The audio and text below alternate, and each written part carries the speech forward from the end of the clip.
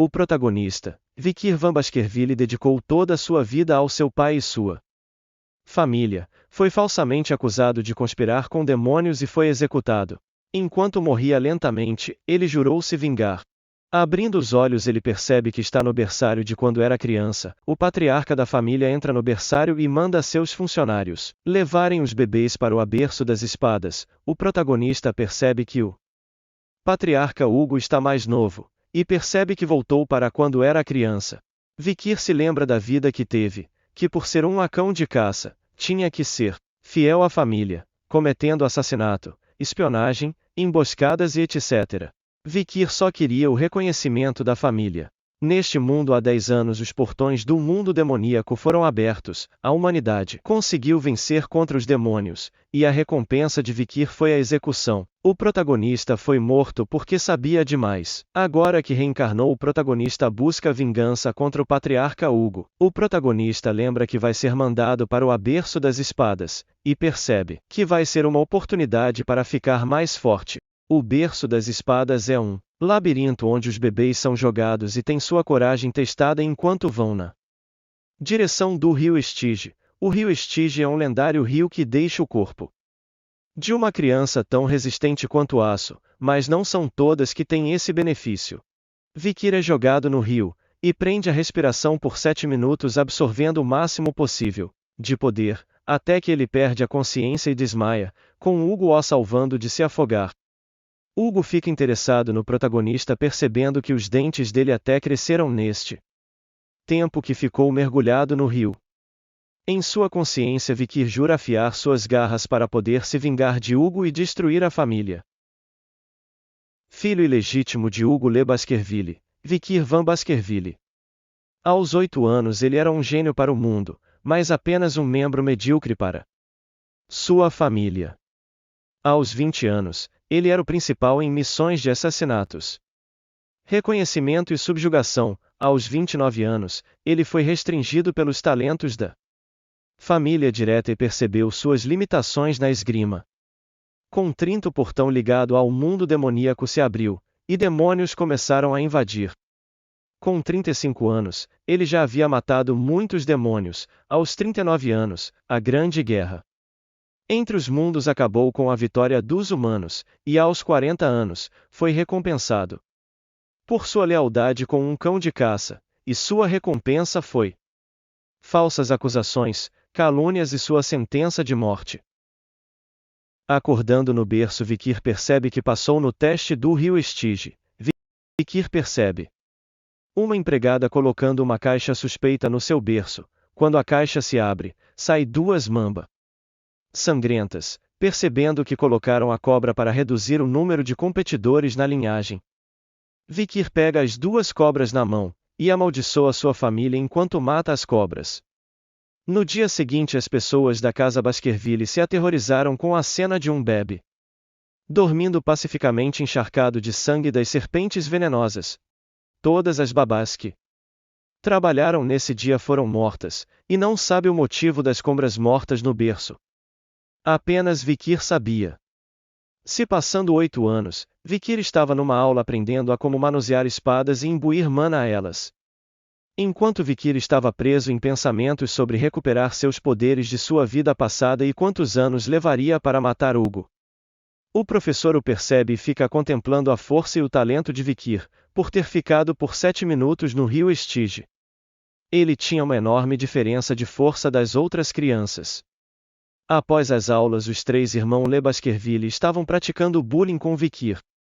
Por causa dos rumores de Vikir ter ficado no rio Estige por 7 minutos e porque matou as serpentes no berço. Vikir se lembra deles na sua vida passada, foram eles que o atacaram quando estava fugindo por causa das falsas acusações. Conhecidos como o tridente de Hugo Le Baskerville, Vikir considera cuidar dele antes deles se tornarem um problema para ele no futuro. Eles imobilizam Vikir e prendem a respiração dele, dizendo que se ele ficou 7 minutos no rio Estige, ele aguentaria 3 minutos sem respirar. Passado 3 minutos com a respiração presa, os gêmeos começam a suar frio. Passados 10 minutos, eles ficam em choque. Vikir se cansa e arranca o dedo dele com a boca. Os irmãos reconfortam dizendo que depois eles vão pedir para o sacerdote recolocar o dedo dele. Vikir diz que não deu permissão para ninguém sair. Irritado, um dos irmãos vai para cima com uma faca e apunhala Vikir, mas se frustra ao perceber que nem o arranhou. Vikir o imobiliza e diz que eles vão brincar um pouco. O irmão fica aflito percebendo que os rumores são verdade. Vikir dá um soco no rosto de um dos irmãos. O outro irmão não consegue nem ter tempo de reação e já leva um chute no rosto. Vikir fala para eles não terem medo, pois se forem tradados logo eles vão se curar, mas que ele não vai deixar eles irem embora tão fácil, e desse jeito eles acabarão ficando aleijados para o resto da vida. Então Vikir faz uma proposta e diz que vai deixar um dos três sair, mas eles que irão escolher quem sai. Vikir sai da sala falando que pelo menos um tem que viver. E com isso o tridente dos Baskerville colapsou. O mordomo do clã Baskerville J.H. Belrimore está relatando para o patriarca que houve outro conflito com o clã Morgue na mina de rubis, porque o clã Morgue alega que a mina fica no território deles. O patriarca diz que eles terão oportunidade de discutir isso em breve, pois o clã Morgue irá até eles. O mordomo alerta também que o jovem mestre Vikir ficou em primeiro na prova escrita. O patriarca fica interessado nas provas práticas que serão em 5 dias. O mordomo também alerta que houve uma briga recente entre os jovens mestres. O mordomo diz que ninguém morreu, mas todos os dentes do mais velho dos trigêmeos foram danificados, a mandíbula do gêmeo do meio foi amassada, e o mais novo teve o indicador da mão esquerda arrancado. O mordomo diz que eles já se recuperaram, mas sofreram muitos danos mentais. O mordomo diz ao patriarca que a pessoa responsável por isso foi Vikir. Então o patriarca chama Vikir para o escritório dele. O patriarca diz que ficou sabendo que Vikir feriu os trigêmeos. Vikir diz que eles receberam o tratamento que mereciam. O patriarca fala que não estava falando dos danos físicos, mas sim que ele feriu os coracões deles, porque depois daquele dia eles pararam de se falar. Hugo pergunta se Vikir não acha que fez algo de errado, e Vikir pergunta o que ele poderia ter feito de errado, dizendo que é mais forte que eles. Então, como alguém que é mais forte cometeria erros, o patriarca diz que eles foram lá mais cedo e o perdoaram e pergunta se Vikir sente culpa. Vikir lembra de uma época em sua vida passada que a última filha de um clã que sucumbiu aos Baskerville foi falar diretamente com Hugo. Ela, que tinha se tornado uma freira depois de todos aqueles anos, veio dizer que o perdoava, e depois de ouvir aquilo, Hugo respondeu que acredita que perdão não é nada mais que a desculpa dos fracos que não podem se vingar. Hugo se anima com essa resposta, e diz que força é justiça e também significa que fraqueza é um pecado. Hugo ordena que o mordomo leve Vikir até o armazém de comidas e dê o que Vikir desejar. Vikir agradece o patriarca dizendo que vai poder comer chocolate. Antes de Vikir sair da sala, o patriarca o chama e deseja que Vikir se saia bem nas próximas provas e para não perder para ninguém da família principal. Vikir consegura o ódio e agradece o patriarca. O mordomo está mostrando o armazém para Vikir e falando sobre o chocolate que as jovens garotas do clã Morgue gostam, que também é muito difícil de adquirir e de muita qualidade.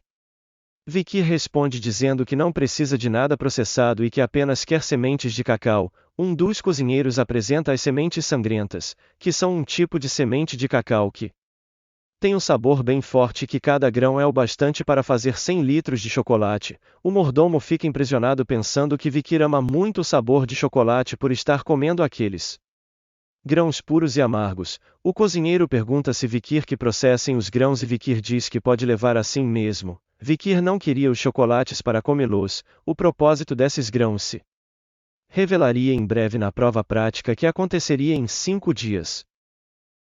O clã Baskerville era chamado de a clã dos Berserkera pelo mundo. As crianças nascidas lá tinham que passar por um difícil programa de educação, tinham que escalar montanhas como treino de resistência logo depois de aprenderem a andar, e o descanso não era permitido fora dos horários designados. Na hora de dormir, eles teriam que dormir junto do cadáver de uma criatura demoníaca, ou junto de uma criatura demoníaca bebê para que fossem capazes de se adaptar ao terrível ambiente. Assim que este período acabasse e eles completassem 8 anos, os jovens cães de caça enfrentam Avaliações extremamente horríveis e difíceis. É por isso que o clã Baslerville começou a ser chamado de a clã dos Berserkers. A avaliação prática teste de sobrevivência começou. Os jovens cães de caça se reuniram na Montanha Le Rouge, uma montanha infestada de criaturas demoníacas que foram capturadas nas fronteiras do território. Pavlov Van Baskerville, o instrutor, estava ditando as regras do teste, que são apenas sobreviver por um mês e caçarem fortes criaturas demoníacas. Caso consigam salvar alguém, ganharão 10 pontos, 30 pontos se salvarem a vida de alguém sem sofrer ferimentos graves, 50 pontos por sobreviver eliminando outro jovem mestre, 70 pontos por caçar criaturas demoníacas e sobreviver e 90 pontos se cumprirem todas as condições faladas de antemão. As crianças receberam um broche. Quem roubar de outros receberá pontuação extra, 0 pontos se morrer, e não se consegue 100 pontos. Pavlov aconselha as crianças a não deixarem a área restrita, pois as montanhas Rouge não foram exploradas ainda. Pavlov toca o sino anunciando o começo do teste. Após o tocar do sino, as crianças correram para garantir lugares vantajosos. Pavlov estava pensando que a avaliação não proíbe matar outros. Apenas não encoraja, já que há dedução de pontos por mortes específicas. Todos tentaram ao máximo matar uns aos outros com as próprias mãos. Pavlov diz que tem cavaleiros guardiões observando a situação para garantir que as mortes se mantenham no mínimo. Enquanto isso, Vikir estava explorando a montanha, e seu guardião estava observando escondido suas ações, se perguntando até onde Vikir pretendia ir, se lembrando que Vikir é um gênio desde a infância e que estava ansioso para ver suas ações. Vikir se aproximou de uma árvore e disse que já decidiu onde ia ficar e que estava na hora de curtir as férias. O guardião fica em choque com o que escutou. Enquanto Vikir armava o acampamento, os outros jovens mestres estavam lutando. O guardião estava se perguntando se Vikir está planejando se esconder aqui e passar o tempo, já que ele só caça comida, reúne lenha, cava buracos e dorme por vários dias. Ele se perguntou se os rumores dele ser um gênio eram falsos, então ele decide ir embora, já que ele não precisa vigiá-lo. Vikir percebe que o guardião foi embora, e diz que o obstáculo se foi, os preparativos estão prontos e que era hora de começar a caçada. Alguns dias depois, Vikir entra dentro de uma área não explorada, mas não se preocupa, pois ele estava acostumado com essa área por causa de sua vida passada. Ele sente um cheiro forte, percebe raízes mortas e queimadas, e acha que o hábitat daquela coisa está por perto. Ele percebe um excremento queimado, e lembra que apenas uma criatura produz tal excremento: cão do inferno. As criaturas demoníacas que consumiram os olhos do fogo do inferno, cães infernais. Vikir se lembra que em sua vida passada só conseguiu enfrentar um cão infernal com 18 anos, então enfrentá-lo de frente seria demais para seu eu de 8 anos. Contudo, ele conhece um método que permitiria até uma criança derrotar um cão infernal. A primeira fraqueza dele é que o cão infernal só consegue se mover em linha reta. Ele tem dificuldade em acompanhar movimentações curvilíneas. A segunda fraqueza é que criaturas demoníacas não podem passar por água, mesmo em pouca quantidade. Nessa situação, o cão infernal desacelerado irá se aproximar, expondo a fraqueza fatal dos monstros de tipo cão, que é abrir a boca enquanto corre. Vikir joga algo dentro da boca do cão infernal que parece sentir o efeito na hora e cai paralisado. Vikir explica que chocolate é veneno para monstros do tipo cão, e que um grão sangrento capaz de gerar 100 litros de chocolate tem efeitos absurdos neles. Vikir zomba que o São morreu por comer um mero chocolate. Vikir lembra-se que as costelas do cão infernal protegem o estômago e a cabeça, então o lugar que precisa alvejar são os rins. Vikir o mata friamente. Matar uma criatura demoníaca dá ao seu corpo experiência ou karma, que faz seu corpo ficar mais forte. Vikir comenta que a espada parece mais leve e que nesse ritmo vai conseguir recuperar a força que tinha antes de se tornar adulto. Vikir imagina a expressão na cara do Hugo quando descobrir que uma criança de 8 anos caçou uma criatura demoníaca com nível de perigo B+. Ele percebe que essa caça dará o primeiro lugar na prova prática e já pensa o que irá escolher de recompensa, algo que ele só sonharia em sua vida passada. Vikir percebe algo se aproximando por trás, e percebe que são 4 cães infernais. Os cães infernais se sentem intimidados e Vikir se pergunta o porquê. Então Vikir percebe Um Cerberus atrás dele, uma criatura demoníaca com perigo a mais. Ele percebe que a criatura está sangrando, e percebe também feridas de flecha por todo o corpo. Ele então se lembra que o outro lado da montanha é a área da tribo dos bárbaros. Vikir percebe a oportunidade diante da sua frente e decide ir com tudo para cima dele. Ele esteve escondendo suas habilidades dos Baskerville, a maestria de espada do garoto atingir a mesma de um mestre espadachim, e a maestria dele com a terceira presa dos Baskerville chegará ao nível que outros cães de caça só alcançariam na vida adulta. Vikir parte para cima do Cerberus, e tenta dar um golpe na cabeça da esquerda, mas a cabeça da direita tenta mordê-lo. Ele então faz um corte limpo e golpeia a cabeça da direita. Vikir se sente confiante em derrotar o Cerberus ferido. Ele lembra que em sua vida passada, durante a guerra contra os demônios, as suas técnicas de esgrima foram polidas ao ponto que ele não performava movimentos desnecessários ao matar um oponente. Além disso, ele tinha um corpo fortalecido pelo rio Estige. As armas que possuía eram mais que o suficiente para danificar o Cerberus ferido, ou ele pensou que causaria dano. Vikir, em um momento de descuido, deu a oportunidade do Cerberus usar suas garras. Vikir é arremessado para trás e se choca com uma árvore, cuspindo sangue no processo. Vikir perde a consciência, mas logo acorda. O braço esquerdo dele está doendo. Vikir se pergunta se foi rasgado, e, quando olha para seu braço, ele se pergunta se foi graças ao rio Estige suas feridas foram tão leves. Ele percebe que vai ser difícil sobreviver a um segundo ataque. A situação é difícil, mas mesmo em uma situação como essa, um caçador veterano sempre procura a melhor forma de agir.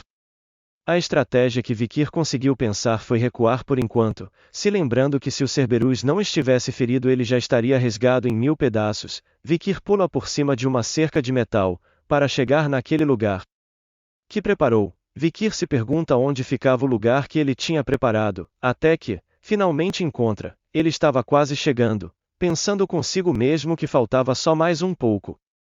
Quando ele chega no local marcado, ele dá um pulo sobre a armadilha, com o Cerberus quase pegando ele, mas então, o Cerberus pisa na armadilha. Vikir ofegante diz, e bem-vindo ao berço das espadas. O Cerberus é empalado por muitas estacas. Vikir agradece que a armadilha que ele preparou para os cães infernais serviu para o Cerberus, assim como os cães infernais. O Cerberus é um monstro do tipo cão. Vikir preparou o extrato de grão sangrento e colocou no topo das lanças. Vikir pega uma lança e atira na última cabeça do Cerberus. Ele conta de 1, 2, 3, 4, 5, 6 e 7, que é o tempo de ação do veneno. E, finalmente o Cerberus morre. Vikir agradece que os rumores do Cerberus morrem 7 passos após a aplicação do veneno e comenta que a última lança de madeira que arremessou foi diferente das outras. É difícil andar 7 passos depois de morder uma lança embebida com veneno da mamba sangrenta, e agradece por ter conseguido o veneno quando jovem. Ele sente a energia do Cerberus e se pergunta como vai levar a carcaça do Cerberus. Vikir comenta que a morte do Cerberus vai ser clara, e que talvez alguns cavaleiros guardiões que o viram afiar a faca testemunharão a seu favor. Ele lembra que o Cerberus é um monstro que tem o hábito de proteger seu território, e que com certeza tem uma masmorra aqui sendo defendida por ele. Vikir explica que masmorras são um espaço estranho que guarda tesouros e que também pode ser habitadas por criaturas demoníacas poderosas, e que agora que o guardião desapareceu, as chances da masmorra estar vazia são altas. E que se ele se cobrir com o cheiro do Cerberus, ele deve conseguir evitar conflito com a maioria das criaturas demoníacas, terra seca, folhas podres e raízes. As pegadas e baba que ele deixou para trás, Vikir segue o rastro para chegar ao lar do Cerberus. Vikir encontra a masmorra demoníaca do Cerberus e se lembra de já ter ido lá em sua vida passada. Ela só seria descoberta daqui a 10 anos, mas o interior estava vazio, mas agora era diferente. Coberta com cheiro de corrupção, ele sente a mana. E tem certeza que ela ainda não foi concluída. Vikir comenta que a masmorra era mais funda do que ele pensava e que estava curioso para descobrir os tesouros que o esperam nela.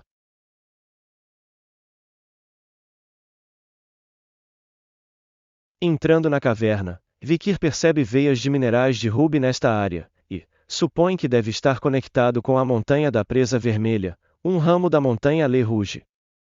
Mais ao fundo ele vê uma luz, que deve ser a parte de dentro da masmorra. Chegando perto ele vê um totem e logo atrás um esqueleto com uma carta ao lado. Vikir examina o cadáver percebendo que tem machucados por todo o osso como se tivesse sido atacado por uma faca que foi balançada descontrolada, e o sangue já está todo seco. Um bom tempo passou. Vikir pega a carta e a lê. Nela diz: meu nome não importa agora, então pode ser qualquer coisa. Eu vou me chamar de Acaim.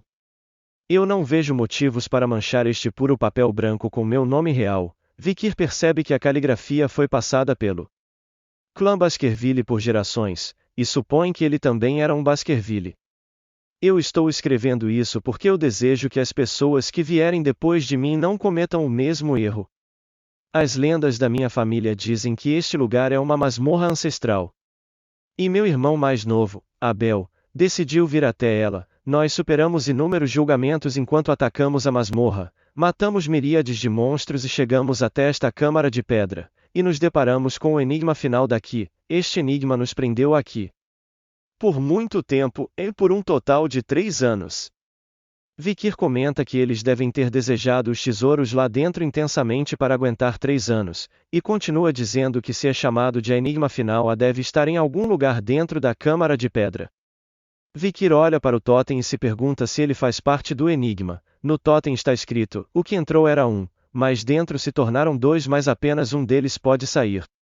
Vikir continua a ler a carta. Caim fala: com este enigma sombrio entre meu irmão mais novo e eu, nós ponderamos por muito tempo. E nós dois chegamos a uma única conclusão. Nós, gêmeos, quando concebidos no útero de nossa mãe, éramos um, mas com o tempo nascemos em 2, e por isso, para deixar esta masmorra com o que desejamos, temos que nos tornar um novamente. Isso significa que um de nós dois, apenas um pode sair com o que viemos atrás, não? No fim, depois de uma longa e intensa batalha, eu matei o meu irmão. Agora, apenas uma pessoa permaneceu na câmara de pedra, mas mesmo depois disso, nada mudou dentro da câmara. Nós dois definitivamente agora nos tornamos um. Mas eu ainda não obtive nada? Eu matei o meu irmão mais novo. Eu assassinei ele. Depois de uma eternidade de arrependimento, eu decidi deixar esse lugar. Se houver qualquer descendente corajoso que venha aqui, eu quero te dizer uma única coisa. Saia deste lugar imediatamente. A única coisa que acontece é deixar as pessoas loucas com ganância. Não há nada a se ganhar nesta caverna demoníaca. Vikir conclui que, e mesmo depois de chegar aqui e superar tudo, não houve nenhuma recompensa, mas mesmo que eu não seja um gêmeo, o enigma que me foi dado foi o mesmo. Isso só significa que Caim e Abel interpretaram o enigma errado. O que entrou era 1, mas dentro se tornou 2. Mas apenas um deles pode sair. O que isso pode significar? Pense, uma masmorra que não pode ser atacada não existe.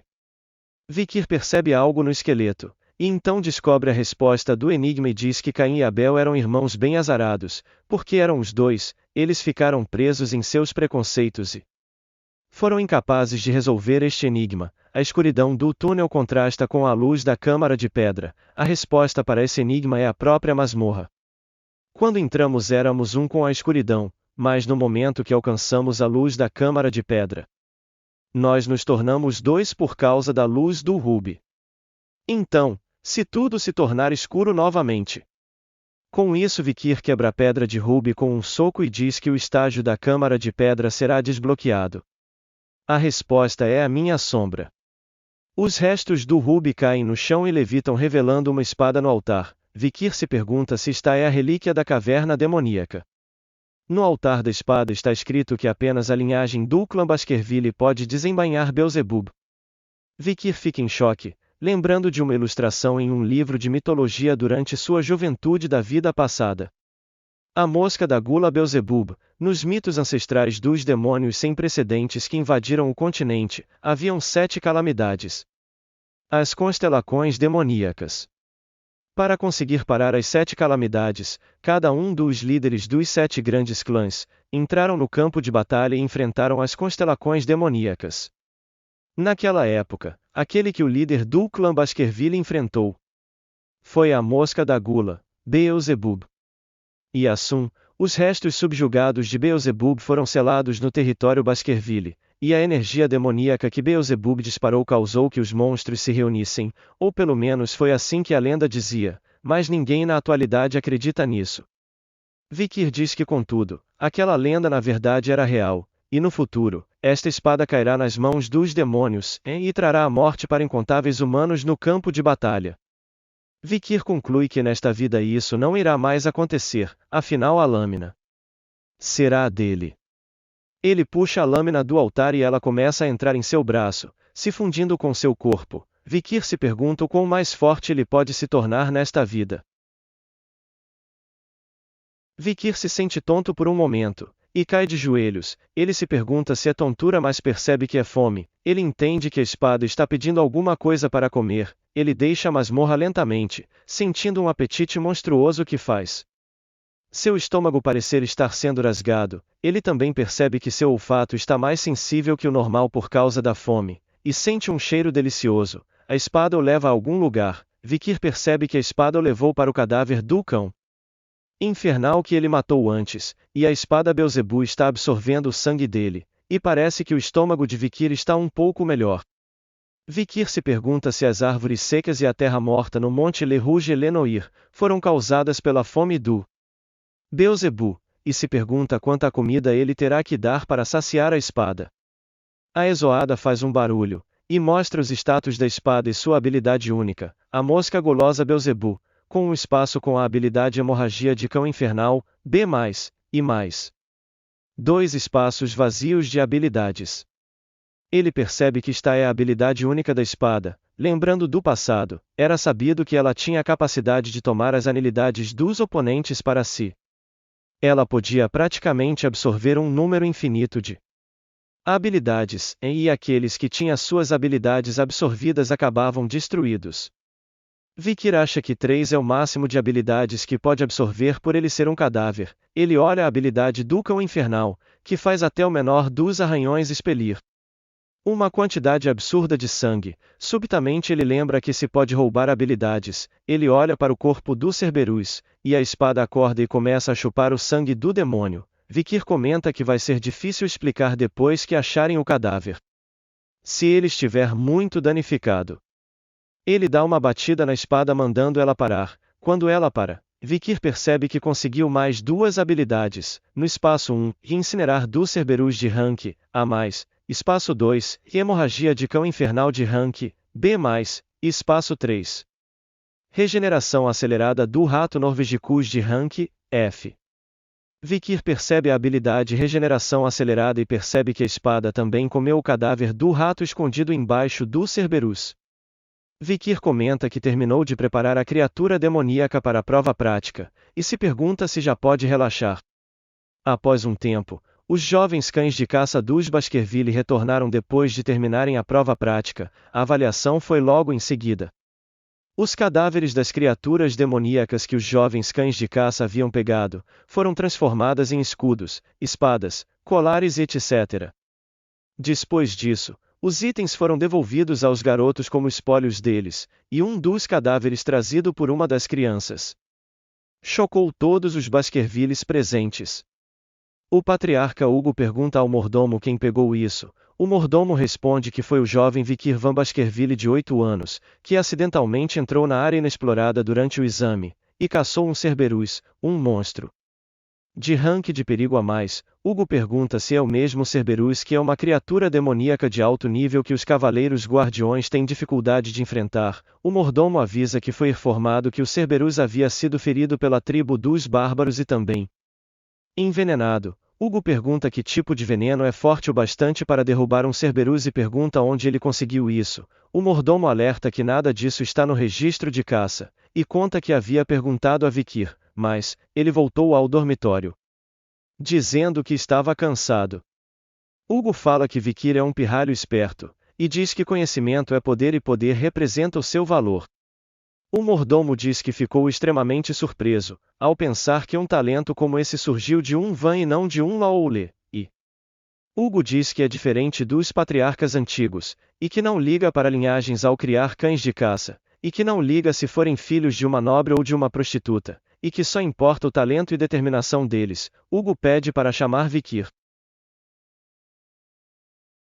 Quando Vikir chega, Hugo já começa a falar sobre o Cerberus que Vikir matou durante a prova prática, e pergunta como fez para matá-lo. Vikir responde que deu chocolate para ele comer e morrer. Vikir explica que chocolate é praticamente veneno para criaturas dos tipo cão, e Hugo percebe que foi para isso que Vikir pediu chocolate. Hugo pergunta por que Vikir não deu os detalhes da caçada para o mordomo, e Vikir responde que ele não é seu mestre, e responde que o patriarca é seu mestre. O patriarca fala que Vikir aprendeu direitinho, e como recompensa o cadáver da criatura demoníaca que capturou será inteiramente de Vikir, e por ter ficado em primeiro na prova prática ele garantirá um desejo a Vikir. Em sua cabeça Vikir fala que esteve esperando por isso, e que agora poderá pegar o que sempre quis, e diz a Hugo que quer entrar na biblioteca dos 10.000 livros, e explica que a biblioteca dos 10.000 livros é uma biblioteca enorme localizada nas partes mais profundas do castelo principal dos Baskerville, e que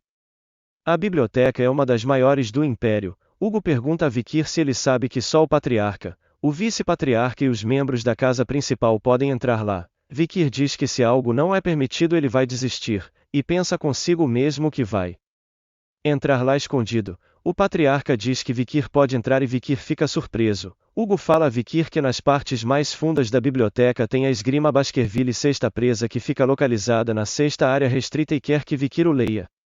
Vikir se pergunta por que Hugo está permitindo que uma criança ilegítima leia a sexta presa, e que nunca houve um caso em que uma criança ilegítima com o nome Van ter lido além da quarta presa, e diz que não precisa ficar nervoso porque no fim das contas é só a sexta presa, e que atualmente Hugo está na sétima presa, e que em sua vida passada ele já conseguirá chegar na nona presa. Vikir comenta que ainda não esqueceu do escárnio que recebeu sendo um filho ilegítimo, e que nessa vida superará Hugo. Por quê?